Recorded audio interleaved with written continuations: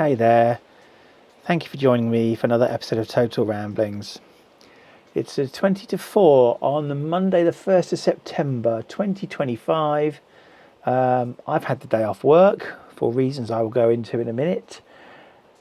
And we've had showers all day. It's absolutely chucking it down.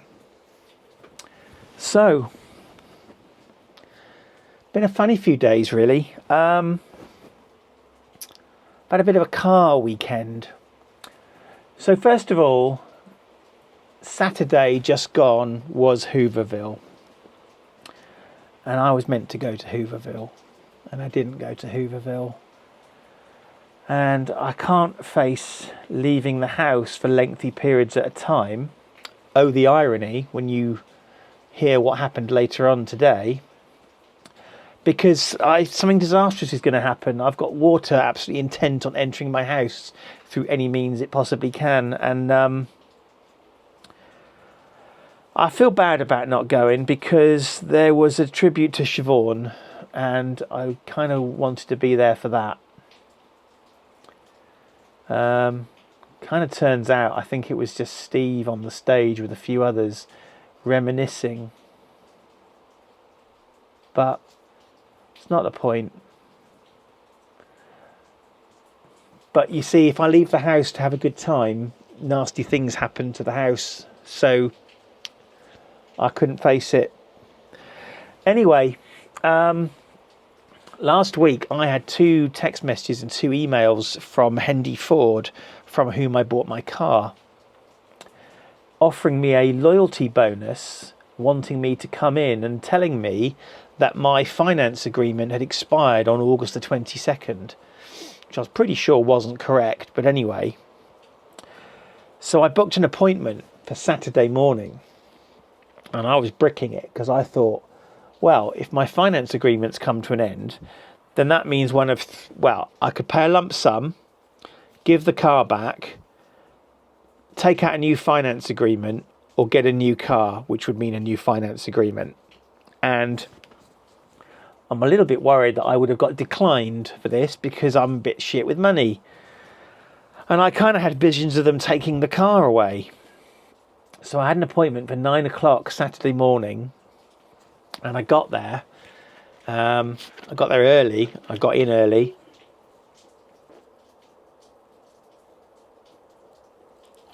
Basically, it seems that the marketing people have massively screwed up. I've got until May next year. I thought so. I did a 4-year agreement. I've got until May next year, at which point I'll have to pay a lump sum. At the moment, I owe about £10,000, which is roughly what the car's worth. So, I don't know. By then, it'll be 6, something like that. I don't know. But I was basically got there under false pretenses. I don't want to change the car.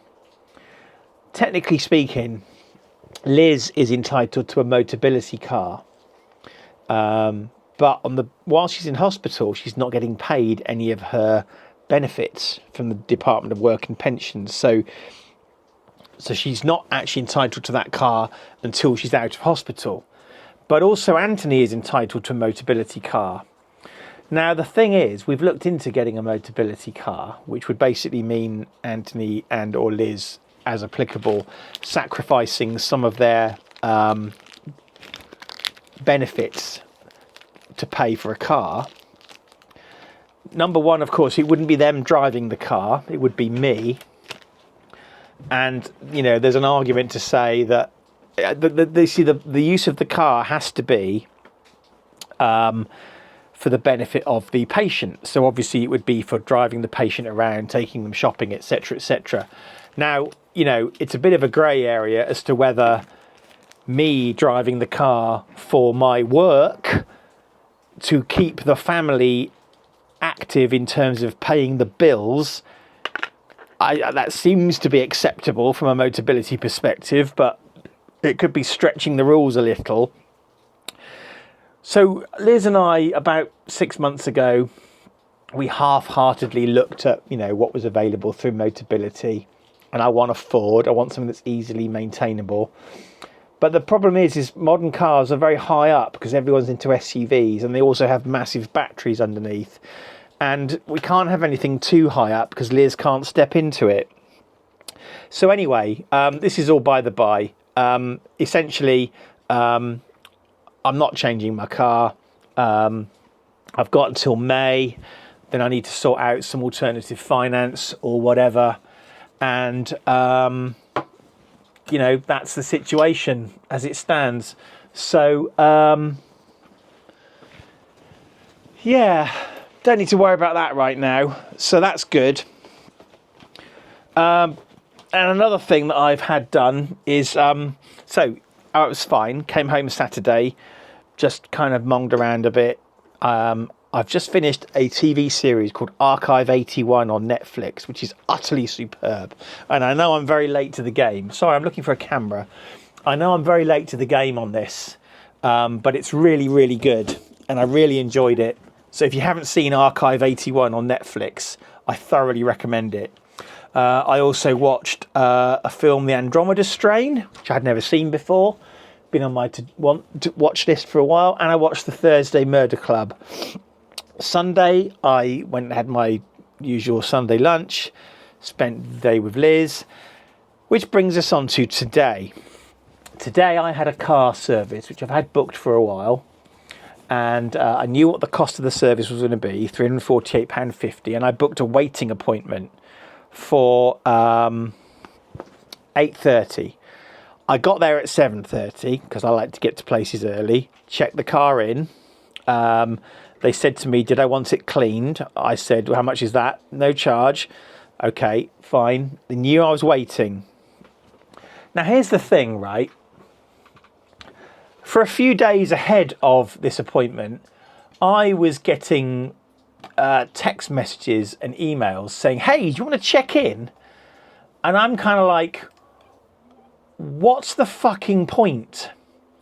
So basically, what exactly is the point of checking in to a place if you're not physically there? I wasn't there. My car was at home. I'm not at the dealers 3 days ahead of time to have the car physically worked upon. So why would I want to check in when I'm not there? I'm miles away. And the same thing applies with airports, right? I get the whole thing about, you know, printing off boarding cards or whatever before you get to the airport to make it easier for you. But why would you want to check in? You're not at the airport. If I'm not physically at an airport or at a car dealer, I can't physically check in to board my flight or have work done to my car because I'm not there. What happens if it's an airport situation and I check in online and then I die in a horrendous accident on the way to the airport? As far as the airline's concerned, I'm at the airport because I've checked in. But no, I'm not actually, because I'm dead. Now, isn't this how major security incidents start? You know, someone who's meant to be boarding a plane and they can't find them because they don't actually turn up, and then they've got to get all the luggage off because there could be a bomb on board or something like that. What's the fucking point in checking into a place if you're not physically there? It's like if I had a tour of the Empire State Building. I'm living in Basingstoke. Let's imagine I was going to New York and I had a tour of the Empire State Building tomorrow. Why would I want to check in before I've even got to New York? It doesn't make any sense. I have never and I will never check in anywhere until I'm fucking there. Waste of time. Anyway, this kind of adds to my argument that I'm about to come to, right? I checked in this morning physically with the bloody guy. And here's a slightly unusual thing. My car recently, every time I park, I've started getting messages on my phone saying, hey, I've shut down the remote features to save the battery. In other words, I can't start the car remotely, etc., etc. And it's doing it all the time lately. And I'm thinking, is the battery on the way out? So I checked the car in and I said it's here for a service, and we agreed the cost. And I said to him, could we have this other thing looked at? Yes, no problem, blah, blah, blah. For an hour and a half, I sat there and I could see where I'd parked the car, and it wasn't moved for an hour and a half. bearing in mind, by the time I'd finished with the guy, it was 7:45, 9:15 it was moved. I thought, right, finally. Half an hour later, I saw it around the back getting cleaned, and I thought, oh, do they clean it before it gets looked at then by the mechanic? Surely it would be done afterwards. And then I saw the car move around the front, which made me think, oh, have they done the service then? Maybe they were cleaning it after it had been looked at. So I keep on waiting, and I keep on waiting, and I keep on waiting. The guy knows I'm there because I wander around the showroom every now and then. And about 12 o'clock, I go and ask him what's going on. Now, I picked a waiting appointment. I could have asked for a courtesy car. I could have asked for them to take me home, drop me off somewhere, and I would go back late, but I didn't want to. So he comes back to me and he says, there's been some kind of screw up.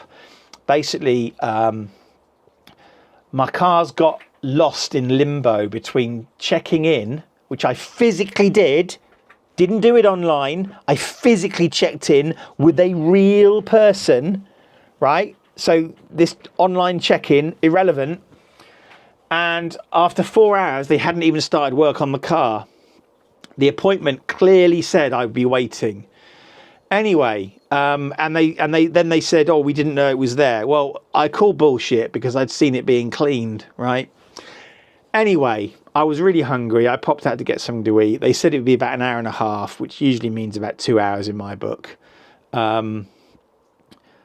Just more evidence that everything I touch just turns to disaster, right? So, you know, if any of you ever want to work on any projects or anything with me, stay well away, save yourselves, because I'm a catalyst for disaster. Anyway, eventually, I saw the car coming out of the garage, and they came to me about half hour after it had been started work, and they said, oh, it needs some more fluids. It needs like aircon and screen wash and antifreeze. And I'm like, yeah, just get it all done, right? So anyway, I eventually saw the car was no longer in the workshop, so I went and queued up at the service desk. And this very angry lady who'd been waiting in the waiting area with me turned up just after me. And she said, I can see my car there, but I can't pay for it yet. I've got an appointment at 2 o'clock. Bearing in mind, this was now 13:56, so she was never going to make her appointment, right? But she was very upset that she could see her car, but she couldn't drive it away yet. So by this point, I was actually feeling quite chilled, quite zen, if you like. I'd lost the day anyway. I had nothing in particular to do. I had no appointments, unlike this lady. And I just said to her, well, you go ahead in front of me then. I'd surrendered myself to the day. And she was going to go in front of me. And then the service manager lady had a mild argument with this other lady, with the customer, and said, well, this gentleman was here first. And in any event, I haven't done your paperwork yet, to this lady.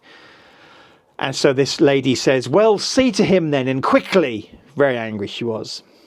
So I sat down. And I whispered to the service manager lady, and I said it was perfectly fine with me if she wanted to serve the other customer first.